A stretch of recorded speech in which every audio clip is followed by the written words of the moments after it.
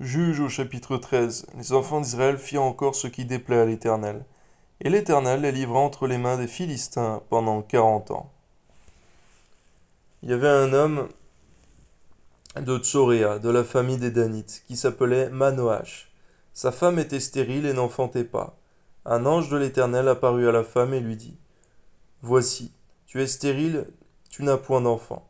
Tu deviendras enceinte et tu enfanteras un fils. Maintenant, prends bien garde, ne bois ni vin ni liqueur forte, et ne mange rien d'impur, car tu vas devenir enceinte et tu enfanteras un fils.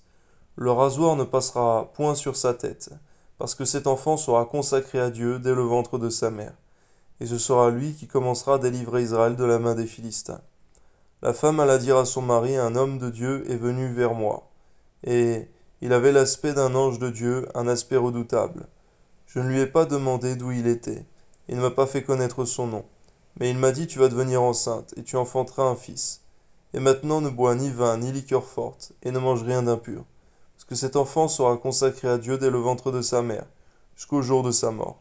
Manoach fit cette prière à l'Éternel: Ah, Seigneur, que l'homme de Dieu que tu as envoyé vienne encore vers nous, et qu'il nous enseigne ce que nous devons faire pour l'enfant qui naîtra. Dieu exauça la prière de Manoach, et l'ange de Dieu vint encore vers la femme. Elle était assise dans un champ, et Manoach, son mari, n'était pas avec elle. Elle courut promptement donner cette nouvelle à son mari, et lui dit: Voici, l'homme qui était venu l'autre jour vers moi m'est apparu. Manoach le vit, suivit sa femme, alla vers l'homme, et lui dit: Est-ce toi qui as parlé à cette femme? Il répondit: C'est moi. Manoach dit: Maintenant, si ta parole s'accomplit, que faudra-t-il observer à l'égard de l'enfant? Qu'aura-t-il à faire? L'ange de l'Éternel répondit à Manoach: La femme s'abstiendra de tout ce que je lui ai dit.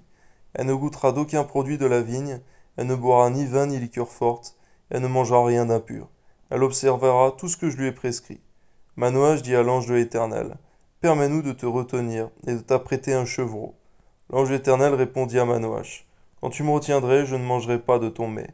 Mais si tu veux faire un holocauste, tu l'offriras à l'Éternel. Manoach ne savait point que ce fut un ange de l'Éternel. Et Manoach dit à l'ange de l'Éternel: Quel est ton nom, afin que nous te rendions gloire, quand ta parole s'accomplira? Car nous de vouloir rendre gloire à un homme ou à un ange, Seigneur mon Dieu, lorsque sa parole s'accomplit, mais de toujours te rendre gloire à toi, Seigneur, parce qu'il vient de ta part. Amen. L'ange de l'Éternel lui répondit: Pourquoi demandes-tu mon nom? Il est merveilleux. Manoach prit le chevreau et l'offrande, et fit un sacrifice à l'Éternel sur le rocher. Il s'opéra un prodige pendant que Manoach et sa femme regardaient. Comme la flamme montait de dessus l'autel vers le ciel, l'ange de l'Éternel monta dans la flamme de l'autel. À cette vue, Manoach et sa femme tombèrent la face contre terre. L'ange de l'Éternel n'apparut plus à Manoach et à sa femme. Alors Manoach comprit que c'était un ange de l'Éternel. Il dit à sa femme: Nous allons mourir, car nous avons vu Dieu.